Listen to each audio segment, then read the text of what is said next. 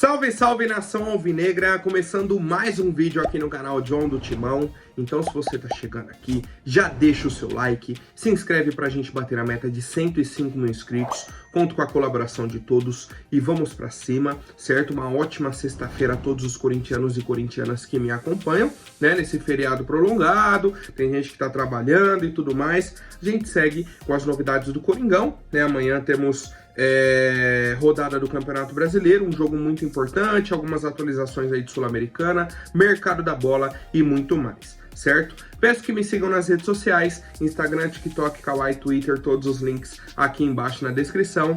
Vamos pra cima e, editor, pode rodar a vinheta. Salve o Corinthians! Bom, família, nossa equipe segue a rotina de treinamentos, né? Depois do jogo de terça-feira aí contra o Racing, tá? A primeira atualização é que temos um prazo, né? Uma expectativa de retorno aí pro Fagner, tá? O período são de 2 semanas, né? Expectativa aí para que ele volte a treinar normalmente e esteja à disposição aí da nossa equipe, tá? Então, tendo em vista que ele machucou na terça-feira, tá? Dia 28, aí a próxima semana dia 4, lá pelo dia 12, 13 de junho ele deve retornar, tá? Então, para jogos ali, provavelmente, sei lá, no dia 15, dia 16, ele deve estar à disposição aí do técnico Antônio Oliveira, tá? Então a gente cria um prazo aí só para entender a questão da lesão do Fagner, então teremos aí pelo menos uns 4, 5 jogos com a presença do Mateuzinho, né? E o Léo Maná sendo a opção no banco, certo? E aí, o Antônio Oliveira segue o ritmo de treino, né? Tivemos treino na quarta, treino ontem, hoje também, tá? Ontem a nossa equipe fez uma atividade com os titulares e reservas, né? Já que na quarta-feira os titulares fizeram apenas um regenerativo, tá? O treino foi fechado à imprensa, mas o Corinthians soltou a nota oficial, falando que o time fez uma ativação na academia, foi para o campo e aí fizeram um trabalho tático com transição e posicionamento ofensivo e defensivo em bolas paradas, tá? Aquele treinamento ali padrão da equipe do Corinthians, e a gente melhorou, né? Tanto em bolas paradas ofensivas quanto em defensivas, né? Eu acho que é uma evolução constante, né? Algumas outras jogadas ainda precisam encaixar, principalmente no ataque, mas a gente está melhorando, tá? E aí, por fim, eles fizeram um exercício de 2 toques em movimentação para encerrar o trabalho, tá? A provável escalação de amanhã é a mesma, né? Só com a mudança do Fagner que se lesionou, tá? Então seria Carlos Miguel, Mateuzinho, Félix Torres, Kaká e Hugo, Ranieri, Breno Bidon, Rodrigo Garro, Coronado, Yuri Alberto e Wesley, né? A mudança mesmo seria só na lateral direita. Então hoje temos mais um treino, para amanhã um jogo às 9 horas da noite, na Neoquímica Arena, Corinthians e Botafogo. Bom, família, agora falando sobre Sul-Americana, tá? O Corinthians já estava classificado, né? Como a gente viu na terça-feira, garantiu a primeira colocação, uma vaga já nas oitavas, né? Então elimina aí uma fase de mata-mata e de volta contra um time que vem da Libertadores. E aí temos algumas atualizações importantes. O Corinthians ficou com a segunda melhor campanha da Sul-Americana. A primeira é o Racing, que fechou com 15 pontos, certo? O Corinthians fechou com 13, mas com um saldo de gol muito alto, porque a gente fez 4-0 contra o Nacional, 4-0 contra o Argentino Júnior e 3-0 contra o Racing, certo? Só aí a gente já teve um saldo de 11 gols. E aí mais as partidas fora e tudo mais, a gente conseguiu aí um saldo muito bom, tá? Um saldo de 12 gols. Que a gente tinha empatado com o Racing, perdeu do Argentino Júnior, então perde 1 de saldo e fez mais 2 gols no Nacional. 12 de saldo. Então o Corinthians fechou com a segunda melhor campanha. Ou seja, todas as fases a gente joga em casa o segundo jogo, né? O jogo da volta a gente decide na arena. A não ser que a gente enfrente o Racing, tá? O único time que vai decidir o segundo jogo em casa, se a gente enfrentar, vai ser o Racing. De resto, o Corinthians decide na arena. Então olha a importância de classificar em primeiro, de fazer uma boa campanha, um bom saldo, tá? E aí, vamos para a questão que eu falei sobre classificar em primeiro. Olha como ficou o playoff, tá? de quem ficou em segundo no grupo da Sul-Americana e os terceiros colocados da Libertadores, tá? O grupo C, né, os dois grupos aí Cs de Libertadores e Sul-Americana estão indefinidos porque são os grupos do Internacional e do Grêmio, né? O grupo do Inter na Sul-Americana, do Grêmio na Libertadores. Tá? Ainda não temos essa definição de quem é o segundo ou terceiro colocado por conta das rodadas atrasadas, tá? Mas, por exemplo, o Inter pode ser esse segundo colocado aqui, o Grêmio pode ser o terceiro, temos outros times ali no grupo do Grêmio, né? O Achipato, Estudiantes e o The Strongest, né? São as opções ali, tá? Então vamos lá, se o Corinthians fica em segundo ali no lugar do Racing, poderia pegar Cerro Porteño, Barcelona, LDU, Palestino, Del Valle, Rosário Central ou Libertad. Todos times tradicionais, né, aqui do nosso continente. Nenhum jogo ali você entra, não, já tá classificado. Talvez o Palestino, tá? Temos clubes da Argentina, o Barcelona é um clube complicado, o Cerro Porteño, Libertad, né? Um time aí do Uruguai, outro do Paraguai. Então, assim, são clubes complicados. Olha a vantagem de classificar em primeiro, certo? E aí, o que a gente pode levar como projeção? A coluna da esquerda vai enfrentar a coluna da direita, certo? Os clubes vão se cruzar ali, se enfrentar. E daí vai sair o adversário do Corinthians. A minha pergunta é, quem que o Corinthians vai enfrentar desses 16 times aí que temos? Né? Dois times ainda não estão classificados, dos grupos aí que eu falei. Cara, eu vi muitos torcedores falando sobre a questão do Boca Juniors, eu acho que é uma possibilidade grande, viu? O Corinthians sempre cruza o caminho do Boca, quem sabe, numas oitavas aí de Sul-Americana, Corinthians e Boca Juniors decidindo dessa vez na Arena. Dessa vez decidindo na Arena. Eu acho que é uma grande possibilidade e eu quero saber a opinião de vocês, o que acharam, né, dessa tabela, a vantagem do Corinthians e tudo mais. Como eu falei, pessoal, pô, John, o Corinthians tem chance de ganhar a Sul-Americana, é favorito, é isso, aquilo. Cara, chance sempre tem. A questão é, pra mim, pra entrar realmente de vez na briga, tem que trazer contratações. Pro time titular, contratações que cheguem e joguem. 3, 4 nomes que chegam e jogam.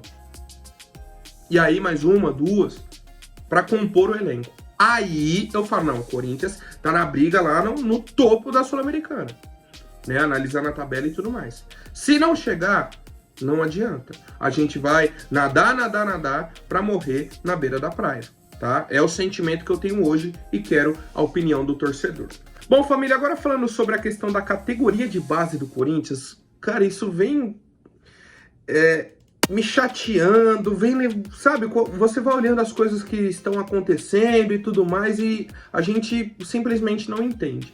O Corinthians, só em 2024, né, na gestão Augusto Melo, 5 meses aí da gestão Augusto Melo, contratou 34 jogadores para a categoria de base.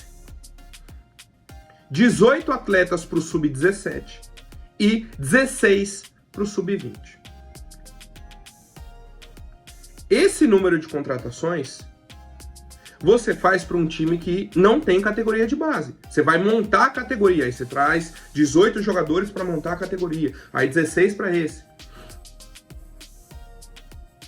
Aí beleza. Aí não, então você tá montando um time do zero aí, vai montar a categoria de base, tá trazendo jogadores. Beleza. Caso contrário, não faz sentido esse número tão alto de contratações. Até porque não tivemos esse número tão alto de saída de jogadores. Ou seja, você está inflando os dois elencos. Como o Danilo falou recentemente. Cara, é impossível você dar um treinamento para 50 jogadores. Como que você vai gerir um grupo de 50 jogadores? Como? Como que você vai ver alguém se destacando? O cara não tem nem oportunidade. Você não tem tempo para colocar o jogador em campo, para ver, para ter a paciência. Não existe esse processo quando você tem 50 jogadores. Certo? E aí, o que me chamou a atenção essa semana foi a contratação do senhor Cauê de Deus.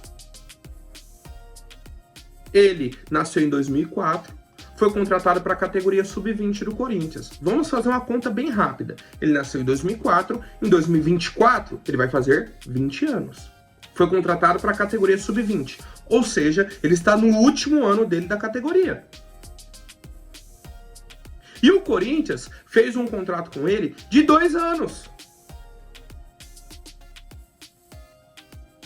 E aí, vamos para a carreira do senhor Cauê. Tá? Inclusive o blog do Macedo que trouxe aí essa informação em primeira mão. O Cauê, atualmente com 20 anos, começou lá no Grêmio Osasco, no Sub-11. Não tem partidas registradas, foi pro Sub-13 aí do Grêmio Osasco. Foi pro Sub-15 do São Paulo, tem 10 jogos aí pelo Sub-15 do São Paulo, até aí tranquilo. Aí, quando ele foi pro Sub-17, ele fez um jogo no Sub-20 do São Paulo. Um jogo. Talvez por uma necessidade e tudo mais, foi lá, fez um jogo, voltou pro Sub-17 do São Paulo. De lá ele foi pro Atlético Mineiro. 8 jogos, né, no Atlético Mineiro. De lá foi pro Atlético Paranaense, já pro Sub-20, em 2022. Do Atlético Paranaense foi pro Coritiba, no ano passado. E aí, do Coritiba foi pra Portuguesa no ano passado. 4 jogos também no Sub-20. Com 19 anos. Esse ano, que é o ano que ele faz 20, Corinthians o contratou em maio. E ofereceu um contrato de 2 anos. Cara, a conta simplesmente não fecha. Tá? É simples. Você contrata um cara de 20 anos para sua categoria sub-20 e oferece um contrato de 2 anos. Aí a pergunta que eu faço é: esse cara vai estourar a idade, vão fazer o quê? Vai colocar no time profissional? Vai subir ele para o time principal? Foi um pedido do Antônio Oliveira? Foi aprovado pela comissão do Antônio Oliveira? São as perguntas que o torcedor tem. Por que um contrato de 2 anos para um atleta de 20 anos do Sub-20, que o Grêmio Osasco não segurou, o São Paulo não segurou, o Atlético Mineiro não segurou, o Atlético Paranaense não segurou, o Coritiba não segurou e a Portuguesa não segurou? 6 times não seguraram o atleta. E o Corinthians ofereceu um contrato de 2 anos. É só isso que eu tenho de dúvida. Tá? E aí, só pra... acredito que eu não falei, né? O jogador é um meio-campista, tá? O Cauê de Deus é um meio-campista. É na posição exata que o Antônio Oliveira pediu a contratação? Veio nessa composição de elenco? Ou foi só uma contratação pensando no Sub-20? Se foi só para o Sub-20, você não pode fazer um contrato de 2 anos para esse atleta. Um contrato de 2 anos, ele vai ter contrato até o meio de 2026, que ele vai ter 22 anos. E aí você faz o que com esse atleta?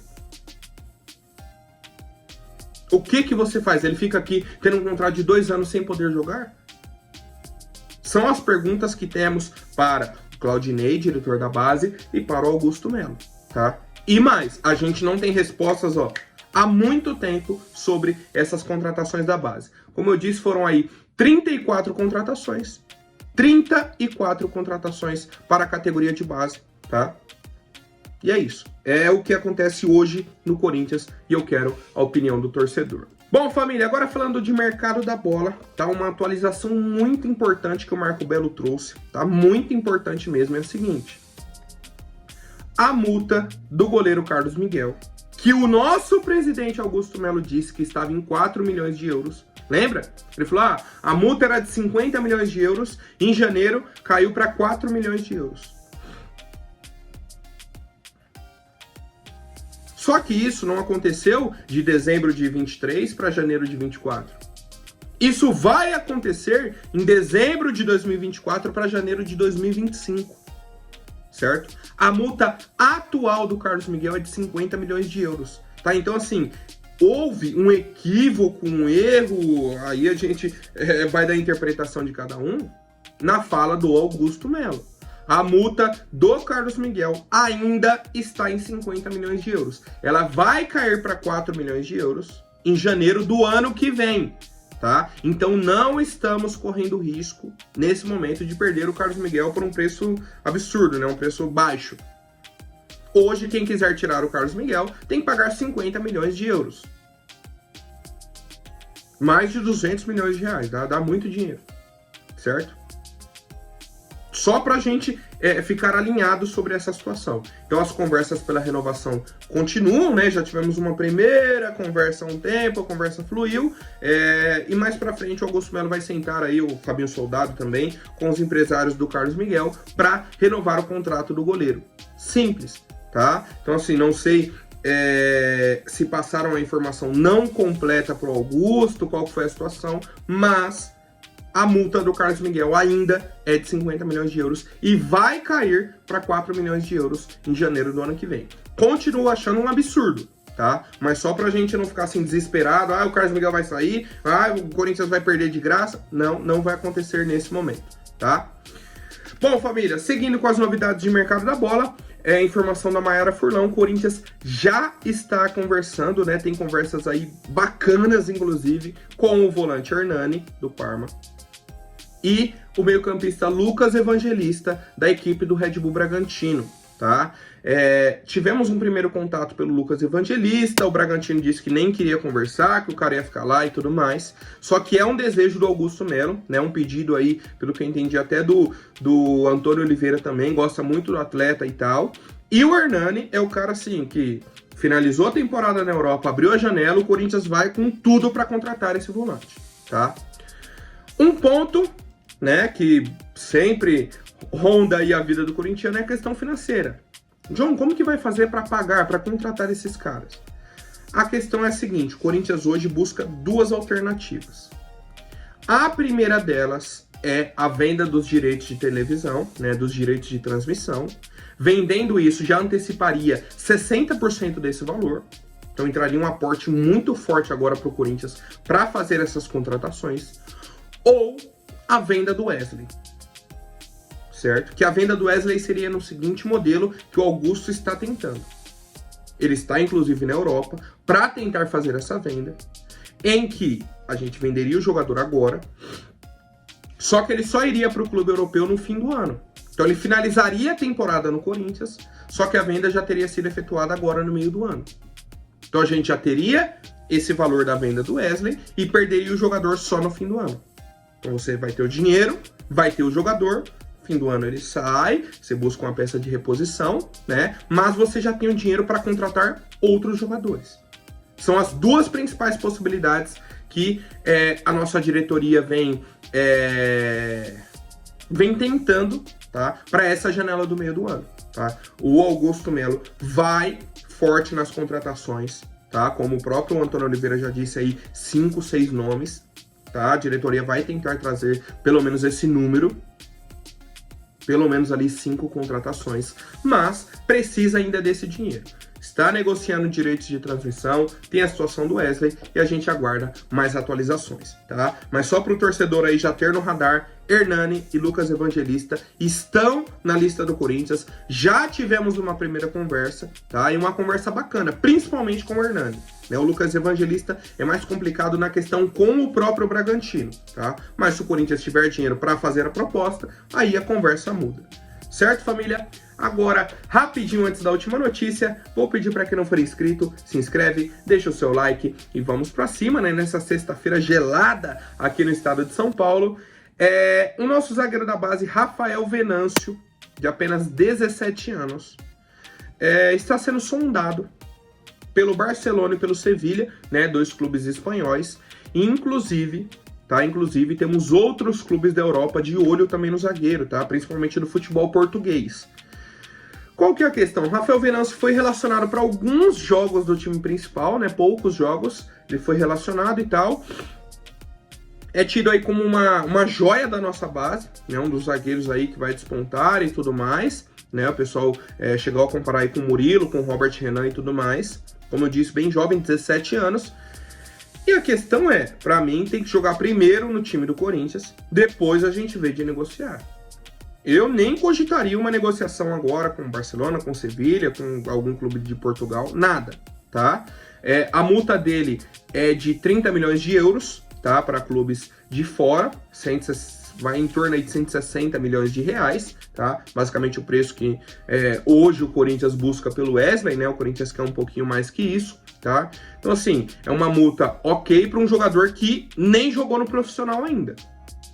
Só que se o cara joga e joga bem, Aí você fala, pô, é um valor baixo, né? Comparado aí a outras negociações e tal. Então, assim, acho, né? Pra mim, o Corinthians nem deveria cogitar essa negociação, mas eu quero saber a opinião de vocês, família. Por hoje é isso. Amanhã eu volto com mais novidades sobre o nosso Coringão. Até mais, um forte abraço e vai Corinthians!